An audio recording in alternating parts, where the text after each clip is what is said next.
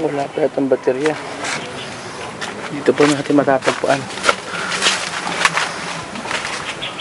Nakarecord na ba yan? Nakarecord na nga. Dito po natin matatagpuan ang bagong kalalabas pa lang na paru-paro. Dito po bagong kalalabas pa lang na paru-paro. Ito po, sana hindi pa siya lilipad.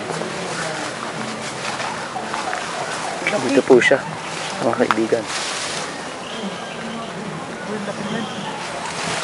Dalawa? Ayan po, bagong kalalabas pa lang yan. Sariwang sariwa pa. Sayang hindi ko inabutan yung paglabas niya sa kanyang, anong tawag dyan, oy? Mariposa. Hindi, yung bahay. Pupa? Cocoon. Ay, cocoon. Yung cocoon niya, sayang hindi natin inabot. Nakalabas na siya eh. Yan po siya. Itong isa. Sariwang sariwa lang yan.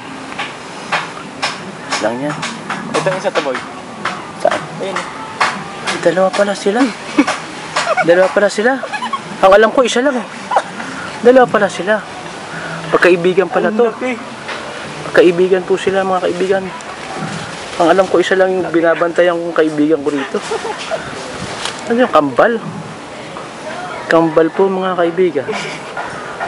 Ang lumabas na yung isa hindi ko napansin to nung yung ginagawa pa lang yung ano, yung bahay. Ganda, tingnan. Magkaibigan pala to. Ayan. Para sa ibon, napakalaki. Papatuyo lang yan ang pakpak at mamaya ililipad na yan. Dami yan ha. Hindi natin alam kung saan sila pupunta. Pero sana pag nangitlog dito uli, magbalik sila rito. Para mabantayan natin yung paglaki ng ano, uod hanggang sa maging paru-paro ulit. Parang ibon kalaki oh.